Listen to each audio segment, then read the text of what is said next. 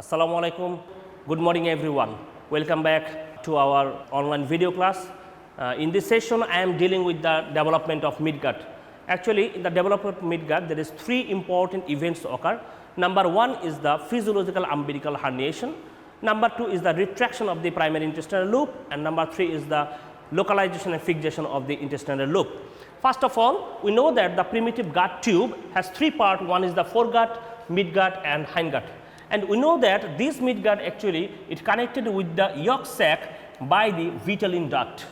And at about 6 weeks of development, this midgut actually it elongated or it lengthens and forms and it becomes U-shaped manner, and this U-shaped manner is known as the primary intestinal loop. And this primary intestinal loop has two limbs, one is called the cephalic limb, another one is called the caudal limb, or it is called the cranial limb and it is called the caudal limb.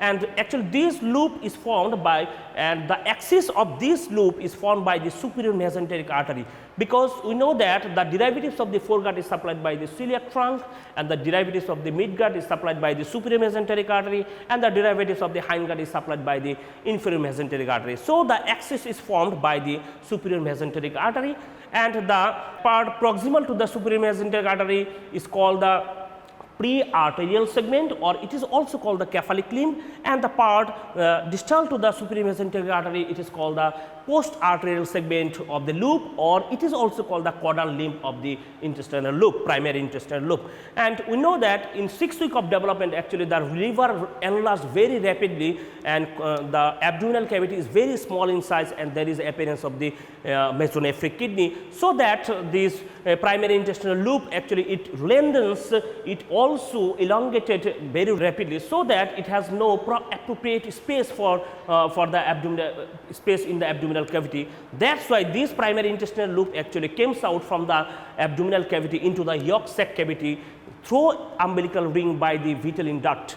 And this process is called the physiological umbilical herniation. And we know that physiological means it is a normal phenomenon.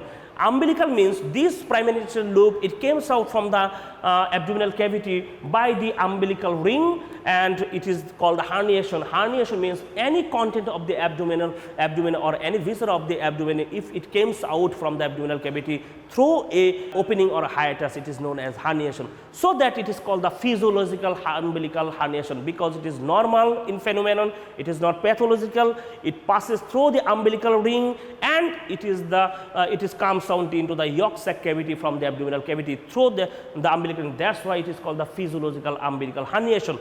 Now, during physiological herniation, there is one important event occur, that is called there is a actually rotation of the primary intestinal loop. Like in my right hand, that is the cephalic limb of the primary intestinal loop, and my left hand which is the caudal limb of the intestinal loop, and my right arm actually it represents the duodenum, and my right forearm represents the jejunum, and my right hand actually represents the ileum. Also the terminal part of the ileum actually derived from the caudal limb of the primary intestinal loop. So my right hand and the left hand actually represent the ileum, and my left wrist actually represents the cecal bud, because at that time during physiological herniation or at 6 weeks there is another bud appears in the post-arterial segment, that is called the cecal bud, and my left wrist is represent the cecal bud, and my left forearm it represents the ascending colon, and my left arm is actually represent the transverse colon. So that actually when the physiological herniation occurs, there is a rotation occurs 90-degree counterclockwise. Look at my right, look at my hand very carefully. There is the cephalic limb and it is the caudal limb.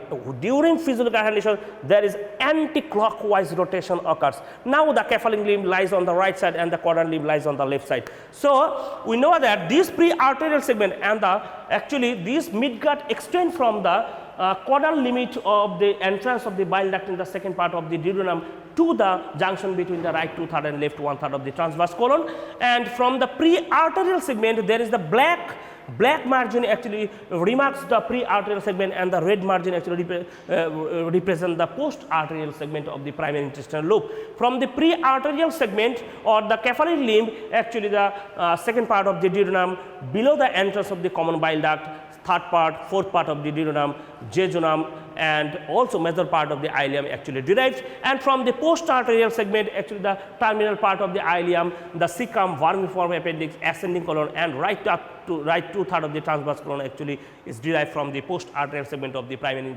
intestinal loop. So during physical herniation, there is a 90-degree counterclockwise rotation occurs, and at about 10th week of development, this herniated loop actually again re-enter into the abdominal cavity, and it is known as retraction of the primary intestinal loop. Now, which part of the intestinal loop actually re-enter into the abdominal cavity first? Look very carefully why it re-enter again at 10th week of development. Number one cause, the rapidly enlarged liver now becomes to regress, and the mesonephric kidney it actually disappear, and also the abdominal cavity is enlarged, so that this primary intestinal loop again it re-enter into the abdominal cavity. First of all the pre-arterial segment, look which part of the primary intestinal loop re-enter into the abdominal cavity first. There is a cecal bud in the post-arterial segment. If this post-arterial segment try to re-enter into the abdominal cavity first, then this cecal bud will get stuck into the umbilical ring or into the umbilical opening, so that it actually re-enter later. Now the pre-arterial segment of the umbilical of the primary intestinal loop, it re-enter into the abdominal cavity first. And look at during the retraction of the pre-arterial segment, there is another 90-degree counterclockwise rotation occurs. Look very carefully, like that. That means the duodenum and jejunum is settled down into the left side of the left upper quadrant of the abdominal cavity, which is followed by the other part of the primary intestinal loop, and then it is followed by the post-arterial segment. When the post-arterial segment, look at my left hand, when the post-arterial segment re-enter into the abdominal cavity, there is another 90-degree counterclockwise rotation occurs. Look at my hand, there is another, not clockwise, that is the clockwise. This is the anti-clockwise, that is the counterclockwise. Another 90-degree counterclockwise rotation occurs in the post-arterial segment when it re-enter into the abdominal cavity. And now this is the cecum. This cecum is actually settled down into the right upper quadrant of the abdominal cavity. And we know that at that time there is a lever. So this cecum actually is settled down into the right upper quadrant of the abdominal cavity, just below the liver. And this cecum actually goes downward vertically, and finally it settles down into the right iliac fossa. When it goes downward vertically, there is another diverticulum appears within the cecum, and this is known as the appendicular diverticulum. And during the downward movement of the cecum, this appendicular diverticulum ultimately, in adult life, it forms the vermiform appendix, so that the position of the vermiform appendix is not fixed, because it appears when the goes downward vertically from right upper quadrant to the right iliac fossa, then the appendicular diverticulum is formed. At first, again, there is two important events occur, or two important developmental anomaly occurs in the development of the midgut. Among them, one is the omphalocele, another one is the gastrochisis. During physiological herniation, the primary intestinal loop actually comes out from the abdominal cavity, yolk sac, by the vitelline duct through the umbilical ring. And this primary intestinal loop is covered by the amnion. If it doesn't retract back into the abdominal cavity, or it doesn't re-enter into the abdominal cavity, then the condition is called the omphalocele. And we know that the ventral body wall is actually closed by the lateral folding and by the lateral fold and the head fold and tail fold of the embryo. If this ventral body wall doesn't closes properly around the umbilical ring, then the primary intestinal loop will comes out from the body of the embryo into the yolk sac, and it is not, this primary intestinal loop actually, it doesn't covered by the amnion. So this is called the gastrochisis, and among of them, omphalocele is more dangerous than the gastrochisis, because in omphalocele the primary intestinal loop is covered by the amnion. That is very, very dangerous, and it is more fatal than the gastrochisis.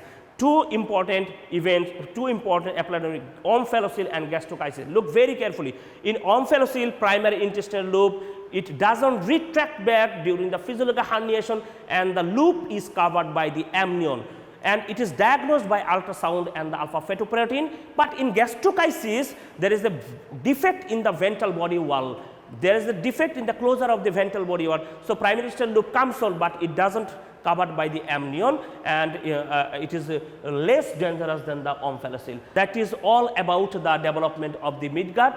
I again recap that from the cephalic limb of the primary intestinal loop, the second part of the duodenum below the entrance of the bile duct, third part, fourth part of the duodenum, then the jejunum and major part of the ileum is derived, and from the caudal limb, the terminal part of the ileum and the cecum, ascending colon, vermiform appendix, and the right 2/3 of the transverse colon actually is derived. So, that is all about. And also I tell that there is a total 270-degree rotation occurs. Among of them, during physiological herniation, there is 90-degree rotation occurs, and during retraction there is 180-degree rotation. Among of them, when the pre-arterial segment re-enter into the abdominal cavity, there is 90-degree rotation, and when the post-arterial segment re-enter into the abdominal cavity, another 90-degree rotation occurs. There is total 270-degree rotation occurs. That is all about the development of the midgut. So, thank you.